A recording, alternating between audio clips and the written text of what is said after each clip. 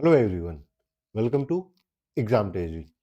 आज की इस वीडियो में हम लोग बात करने वाले हैं डीयू पोस्ट ग्रेजुएट एडमिशन 2024 के बारे में। आप लोग में से ऐसे जितने कैंडिडेट्स हैं जो सोच रहे हैं पोस्ट ग्रेजुएट के लिए, एमए के लिए डीयू में 2024 का एग्ज़ाम देना है, एडमिशन लेना है डीयू के वेरियस डिपार्टमेंट्स या कॉलेजेस के थ्रू, तो इस वीडियो को पूरा देखिए। आज के इस वीडियो में हम लोग कंप्लीट डिटेल्स डिस्कस करेंगे कि कैसे एडमिशन होगा, कौन सी एग्ज़ाम देनी पड़ेगी, सीट्स कितनी होती है, हॉस्टल फैसिलिटी क्या है, एग्ज़ाम का टाइमलाइन क्या होगा, सब्जेक्ट्स क्या है, एग्ज़ाम का पैटर्न क्या होता है, नेगेटिव मार्किंग क्या होती है। तो इन सब के बारे में हम लोग डिटेल में बातें करेंगे। इसके साथ-साथ आपको कुछ ऐसे टिप्स भी बताएँगे जिससे जो है आप एग्ज़ामिनेशन के लिए जब फॉर्म भर रहे हैं तो उसमें यूज़फुल रहेगा।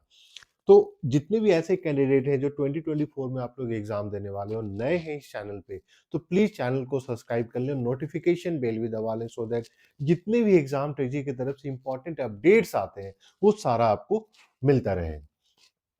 सबसे पहले हम लोग जाते हैं, पूरा एडमिशन प्रोसेस समझने की कोशिश करते हैं, एडमिशन किस तरीके से होता है।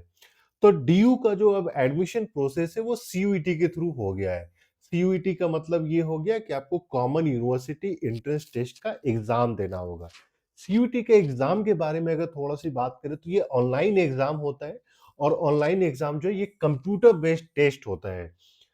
जैसा कि आप लोगों को पता होगा, जो सीयूईटी का 2024 का एग्जाम का जो डेट है वो 11 से लेकर 28 या 20 मतलब 11 मार्च से लेकर 28 या 30 मार्च तक का डेट रखा गया है। तो अगर अभी से आप देखते हैं तो रफली 2.5 महीने के बाद ही जो है आपका एग्जामिनेशन, एंट्रेंस एग्जाम जो है हो जाएगा।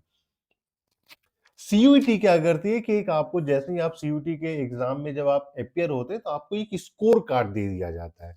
तो थोड़ा सा एग्जामिनेशन के बारे में समझे। तो एग्जामिनेशन जो है दो पार्ट में होते हैं। पार्ट ए में आपके 25 क्वेश्चंस पूछे जाते हैं जिसमें 100 मार्क्स मिलते हैं। 100 मार्क्स इन द सेंस की पर क्वेश्चन की अगर हम बात करें करेक्ट क्वेश्चन का, तो आपको 4 मार्क्स मिलता है पर करेक्ट क्वेश्चन। और ये जो पार्ट ए का जो सेक्शन होता है ये जनरल सेक्शन होता है। और जनरल सेक्शन में जो बहुत सारे लोगों का ये क्वेश्चन था कि सर क्वेश्चन जो है हिंदी या इंग्लिश में होता है, तो जब आप सीयूईटी का फॉर्म भर रहे होंगे तो उसमें आपसे पूछा जाएगा कि आप जो है पार्ट ए का जो एग्जाम है वो इंग्लिश मीडियम में देना चाहते हैं या हिंदी मीडियम में। और इसीलिए एग्जाम टेजी की तरफ से जो है प्रीवियस पेपर्स हिंदी और इंग्लिश दोनों में अलग अलग तरीके से प्रोवाइड किया जाता है। तो इससे ये चीज क्लियर हो जाएगी कि जब भी आप एग्जामिनेशन के लिए बैठिए तो या तो आपको हिंदी सेलेक्ट करना होता है या फिर इंग्लिश सेलेक्ट करना होता है। नेक्स्ट हो जाता है आपका पार्ट बी का। पार्ट बी को जो है डोमेन सब्जेक्ट बोला जाता है। अब पार्ट बी के साथ अच्छी बात यह है कि पार्ट बी का जो एग्जाम होगा वहां पे आपके क्वेश्चन हिंदी और इंग्लिश दोनों लैंग्वेज में पूछे जाएंगे। तो पार्ट बी के लिए आपको कोई लैंग्वेज सेलेक्ट करने की जरूरत नहीं है। सिर्फ पार्ट ए में ही आपको लैंग्वेज सेलेक्ट करने की जरूरत है, इन द सेंस कि आप हिंदी में पार्ट ए का एग्जाम देना चाहते हैं या इंग्लिश में पार्ट ए का एग्जाम देना चाहते हैं। और वहीं अगर टोटल एग्जामिनेशन के समय की बात करें, यानी कि पार्ट ए और पार्ट बी दोनों का, तो पार्ट ए में आपके 25 क्वेश्चन पूछे जाते हैं और पार्ट बी में आपके जो डोमेन स्पेसिफिक क्वेश्चंस होते हैं। फॉर एग्जांपल अगर आपने हिस्ट्री चूज किया तो पार्ट बी में आपके सिर्फ और सिर्फ हिस्ट्री से क्वेश्चन पूछे जाएंगे। अगर आपने ज्योग्राफी चूज किया है तो ज्योग्राफी से क्वेश्चन पूछे जाएंगे।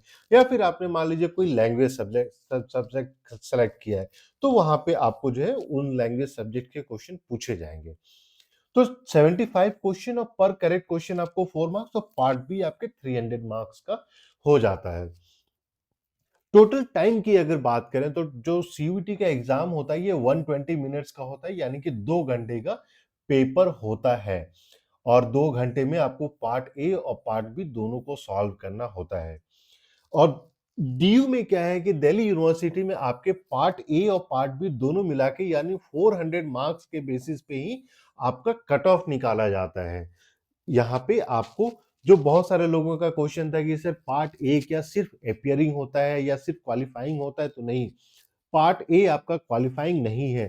इसके भी जो क्वेश्चन के मार्क्स हैं डीयू के लिए उतना ही वेटेज होता है जितना आपका पार्ट बी का क्वेश्चन का वेटेज होता है। तो यानी आप पार्ट ए में भी अच्छा स्कोर करते हैं तो बहुत ज्यादा चांस होता है कि आपका ड्यू के अच्छे यूनिवर्सिटी के जो जो कॉलेजेस होते हैं या डिपार्टमेंट्स होते हैं उसमें आपको एडमिशन मिल जाए।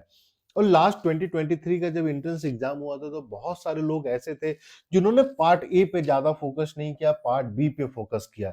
अब पार्ट बी में 1-2 मार्क्स कम होने के कारण भी उनको अच्छे कॉलेजेस या अच्छे जो है डिपार्टमेंट्स नहीं मिल पाए। तो इस चीज को थोड़ा सा ध्यान में रखना होता है। और अगर हम मार्किंग स्कीम की बात करें तो पर करेक्ट क्वेश्चन आपको जो है 4 मार्क्स मिलता है, और वही नेगेटिव मार्किंग जो है वो -1 है। तो नेगेटिव मार्किंग उन्हीं क्वेश्चन के लिए अप्लाई होता है जिस क्वेश्चन को आपने अटेम्प्ट किया है लेकिन वो रॉन्ग आंसर हो गया। जो क्वेश्चन को आपने छोड़ दिया है उसमें नेगेटिव मार्किंग आपका अप्लाई नहीं होता है। और क्योंकि अगर हम बात करते हैं जो पार्ट ए का जनरल और इंग्लिश के जो क्वेश्चंस आ रहे हैं, ये क्योंकि एग्जाम 2020 सेकंड से 2022 से स्टार्ट ही हुआ है, तो बहुत सारे लोगों के मन में ये कंफ्यूजन होता है कि पार्ट ए में क्या-क्या क्वेश्चन पूछा जाएगा। इसलिए एग्जाम तेजी की तरफ से पूरा कंपाइल किया गया है, अलग-अलग जो 2022 के पेपर्स थे, 2023 के पेपर्स थे, वेरियस सेट्स आपको दिए जा रहे हैं। और ये जो सेट है ये इंग्लिश और हिंदी दोनों के स्टूडेंट के लिए जो हिंदी में एग्जाम देना चाहते हैं, क्योंकि इंग्लिश वाले में आपको कॉम्प्रिहेंशन, पैसेज, वोकैबुलरी ये सब पूछा जाता है। हिंदी में भी पैसेज पूछा जाता है लेकिन उसके साथ-साथ व्याकरण, व्यंजन इनके बारे में भी क्वेश्चन पूछे जाते हैं। और उसके साथ-साथ एग्जाम ट्रेनिंग की तरफ से टेस्ट सीरीज भी दिया जा रहा है पार्ट ए के लिए, और पार्ट बी के लिए हम लोग सेपरेटली बात करेंगे। लेकिन पार्ट ए में जितने स्टूडेंट ऐसे हैं जो फोकस नहीं कर पा रहे हैं, उनको मैथ्स नहीं आ रहा है, क्योंकि पार्ट ए का सिलेबस के बारे में हम लोग जब एक सेपरेट वीडियो में बात करेंगे तो वहाँ रीजनिंग भी आती है, वहाँ आपके क्वांटिटेटिव एप्टीट्यूड भी आता है, तो बहुत सारे लोगों को उसमें समस्या होती है। एग्जाम टेजी की तरफ से ये पूरी कोशिश की जाती है कि आपका 100% पार्ट ए और पार्ट बी दोनों का प्रिपरेशन हो सके। अब बात करते हैं सीट्स के बारे में। तो इस वीडियो में हम लोग स्पेसिफिकली बात करते हैं सिर्फ सोशल साइंसेस के सब्जेक्ट्स जितने हैं। तो यहाँ पे मैं आपको बता दूं जैसे कि ज्योग्राफी है, इकोनॉमिक्स है, ईस्ट एशियन स्टडीज है, अफ्रीकन स्टडीज है, इसके साथ साथ आपका जो सोशोलॉजी है, सोशल वर्क है, ये सारे एक स्पेसिफिक डिपार्टमेंट्स में ही होते हैं, जिसके कारण अगर हम बात करते हैं इकोनॉमिक्स, ज्योग्राफी और सोशियोलॉजी, ये आपका जो है दिल्ली स्कूल ऑफ इकोनॉमिक्स में इसका फैकल्टी है, और दिल्ली स्कूल ऑफ इकोनॉमिक्स में ही एडमिशन दिया जाता है। इसके कारण क्या होता है कि रफली अगर हम लोग सीट्स के बारे में बात करें, तो सीट्स बहुत ही कम हो जाते हैं, लेकिन यही दो इंपॉर्टेंट सब्जेक्ट है, एक आपका हिस्ट्री, दूसरा इंपॉर्टेंट हो जाता है आपका पॉलिटिकल साइंस। तो पॉलिटिकल साइंस दोनों सब्जेक्ट में जो है एडमिशन जो है कॉलेजेस के थ्रू भी दिया जाता है, लेकिन ये है कि सारी की पढ़ाई आपका डिपार्टमेंट ऑफ पॉलिटिकल साइंस में ही होता है। ऐसा नहीं है कि कॉलेज में पढ़ाई होता है, लेकिन फिर भी कॉलेज के रैंकिंग होते हैं। तो सेपरेट वीडियो में हम लोग बात करेंगे कि दिल्ली यूनिवर्सिटी के पोस्ट ग्रेजुएट के लिए कौन-कौन से वो टॉप कॉलेजेस हैं जहाँ पे आपको टारगेट करना चाहिए। और प्रेफ़रेंस भी बहुत इंपॉर्टेंट हो जाता है कि अगर आप प्रेफ़रेंस सही से नहीं भरे, तो आपको शायद अच्छे मार्क्स आने के बाद भी आपको जो है ये अच्छे डिपार्टमेंट या अच्छे कॉलेजेस नहीं मिल पाएगा। तो जैसे अंडर ग्रेड के कोर्सेज में होता है कि कॉलेज वाइज जो है एक कट ऑफ लिस्ट निकलती है, वैसे ही पोस्ट ग्रेजुएट में भी कट ऑफ लिस्ट निकलती है। लेकिन यहाँ पे नंबर ऑफ कॉलेजेस की बात करते हैं अगर हिस्ट्री के लिए या पॉलिटिकल साइंस के लिए, तो वो बहुत ही कम है। अराउंड 10 से 12 कॉलेजेज हैं जहाँ पे होता है। लेकिन फिर भी अगर सीट्स के बारे में बात करें तो रफली आपके पास 400 सीट्स हैं, जिसमें कि आप जो है हिस्ट्री में और पॉलिटिकल साइंस में अप्लाई कर सकते हैं। लेकिन वहीं सोशियोलॉजी और ज्योग्राफी की बात करें तो रफली जो नंबर ऑफ सीट्स होता है वो 50 टू 70 ही आपका वैरी करता है। वैसे ही African studies, East Asian studies, इनका जो है अपना डिपार्टमेंट है, जहाँ पे अराउंड वही 50-60 सीट्स होते हैं। और ईस्ट एशियन स्टडीज या अफ्रीकन स्टडीज का एक डिफरेंट सिलेबस होता है।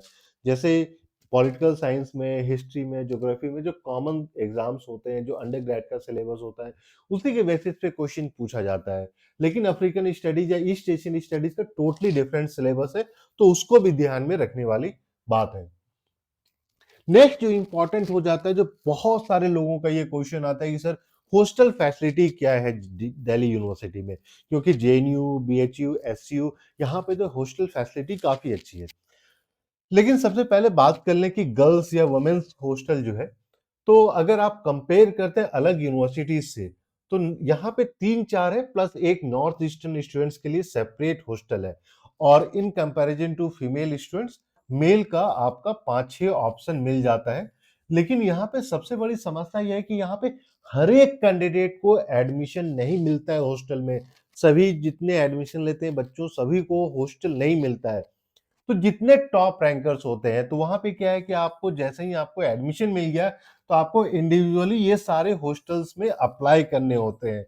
ये Jubilee Hall, VKRV, post graduate, Mansarovar, Gwyer Hall, ये सारे मेल के आपके जो मेल कैंडिडेट्स हैं, मेल स्टूडेंट्स होते हैं पोस्ट ग्रेजुएट के, उनको हॉस्टल मिलता है। लेकिन आप ये देखिए कि इसमें सारे डिपार्टमेंट के, पीएचडी के, सभी के बच्चों को हॉस्टल अलॉट किया जाता है। इसके लिए सीट्स बहुत ही लिमिटेड हो जाती है। और यहाँ पे आपके Rajiv Gandhi hostel for girls ये सबसे बड़ी हॉस्टल है। यहाँ पे बहुत सारे फीमेल कैंडिडेट को हॉस्टल मिलता है। लेकिन मान के चलिए पर सीट की अगर हम लोग बात करते हैं, तो रफली 5 से 6 स्टूडेंट्स को ही हॉस्टल फैसिलिटी प्रोवाइड किया जाता है। इसलिए ये ध्यान रखने वाली बात है कि जब भी आप प्रिपरेशन कर रहे हैं, तो जितने टॉप रैंकर्स होंगे उन्हीं को हॉस्टल मिलेगा, सबको हॉस्टल नहीं मिलेगा। तो अगर आप सीरियस हैं कि जेएनयू, डीयू ये सारे इंस्टीट्यूशन में आपको इस बार 2024 में एट एनी कॉस्ट एडमिशन मिले, प्लस दिल्ली के खर्चों को देखते हुए आपको लग रहा है कि नहीं आपको हॉस्टल भी चाहिए, तो आपको टॉप रैंकर में आना पड़ेगा। और वहीं अगर सिलेबस की बात करते हैं, तो जो सीयूईटी में पार्ट ए का सिलेबस है, इसमें मोस्टली आप मान के चलिए कि 3 डिफरेंट या 4 डिफरेंट सेक्शंस में डिवाइडेड हो जाता है। एक हो जाता है इंग्लिश, फिर हो जाता है क्वांटिटेटिव एप्टीट्यूड, इसके साथ-साथ मेंटल एबिलिटी, और फिर फाइनली जीके या करंट अफेयर्स का जो सेक्शन हो जाता है। सो इंग्लिश से रफली आपके 10 क्वेश्चन पूछे जाते हैं। क्वांटिटेटिव एप्टीट्यूड से भी आपके रफली 10 क्वेश्चन पूछे जाते हैं। वहीं मेंटल एबिलिटी से अगर हम लोग बात करें, सॉरी, क्वांटिटेटिव एप्टीट्यूड से 5 हो जाता है, मेंटल एबिलिटी से 5 हो जाता है, जीके प्लस करंट अफेयर से भी आपके 5 हो जाते हैं। तो टोटल पार्ट ए में जो 25 क्वेश्चन है उसका ये डिस्ट्रीब्यूशन है।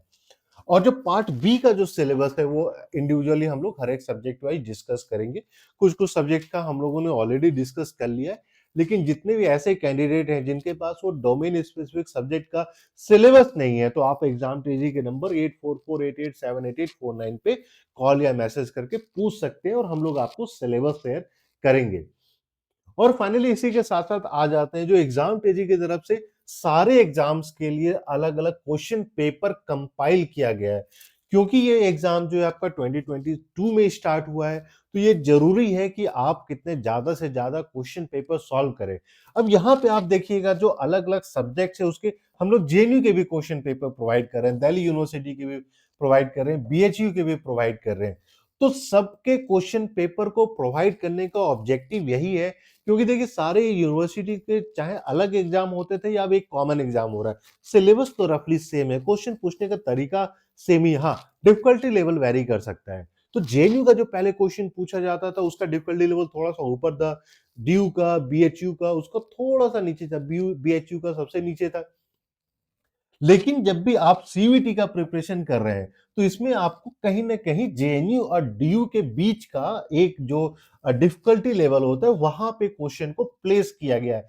सो दैट कि डिफिकल्ट जो क्वेश्चन आ रहे हैं बच्चे उसको भी अटेम्प्ट कर पाएँ, ईज़ी क्वेश्चन को भी अटेम्प्ट कर पाएँ। तो इसीलिए अलग-अलग यूनिवर्सिटीज़ के सारे क्वेश्चंस प्रोवाइड कर रहे हैं, और यहाँ पे हम लोगों ने कुछ सब्जेक्ट्स को मेंशन किया है, लेकिन जितने भी सब्जेक्ट्स के एग्ज़ाम हो रहे हैं सीयूईटी के द्वारा, सारे सब्जेक्ट्स के क्वेश्चन पेपर प्रोवाइड यहाँ पे आपको किया जाएगा। सो ये नहीं सोचना है कि एग्जाम तेजी की तरफ से लिमिटेड सब्जेक्ट्स को ही टारगेट किया जा रहा है, क्योंकि बहुत बार ये एक स्टूडेंट्स का ऑब्जेक्टिव होता है, उनके क्वेश्चंस होते हैं कि सर आप एक पर्टिकुलर सब्जेक्ट्स को लेकर ही क्यों काम कर रहे हैं? अगर मान लीजिए मैं इंग्लिश से हूँ, तो क्या मुझे इंग्लिश के लिए आप कुछ नहीं प्रोवाइड करेंगे? तो ऐसा नहीं है। आप साइंस सब्जेक्ट से हैं, आर्ट्स सब्जेक्ट से हैं, कॉमर्स सब्जेक्ट से हैं, जो भी सब्जेक्ट से आपको प्रिपरेशन करनी है, लैंग्वेज सब्जेक्ट से है, तो एग्जाम तेजी की तरफ से सारे यूनिवर्सिटीज के जितने भी ऑब्जेक्टिव टाइप क्वेश्चंस होते थे, सबको कंपाइल करके प्रोवाइड किया जा रहा है। और इसके साथ-साथ फिर test series, study material, question bank, UGC NET papers, वो सारी चीजें भी प्रोवाइड की जा रही है। तो इसके लिए आपको कुछ नहीं करना है, सिंपली आपको 8448878849 ये एग्जाम ट्रेजी का व्हाट्सएप नंबर है। इस पे आप कॉल या मैसेज करके सारा इंफॉर्मेशन ले सकते हैं। किस तरीके से प्रिपरेशन करनी है, क्या सिलेबस होगा, क्या डिफिकल्टी लेवल होगा, सारी चीजें एग्जाम ट्रेजी की तरफ से बताई जाएगी। और कुछ स्पेसिफिक क्वेश्चन है admission related to Delhi university PG admission से कोई स्पेसिफिक क्वेश्चन है तो वो भी आप कमेंट में जाके कमेंट करके पूछ सकते हैं और एग्जाम टेजी की तरफ से आपको सारा इंफॉर्मेशन दिया जाएगा। सो होपफुली अगर आपको ये वीडियो पसंद आए तो प्लीज लाइक करें और चैनल को अभी तक अगर आपने सब्सक्राइब नहीं किया है तो प्लीज चैनल को भी सब्सक्राइब कर लें और नोटिफिकेशन बेल भी दबा लें सो दैट जितने भी इंपॉर्टेंट अपडेट्स होते हैं वो सारा आपके साथ शेयर किया जा सके। So thank you and we wish you all the best.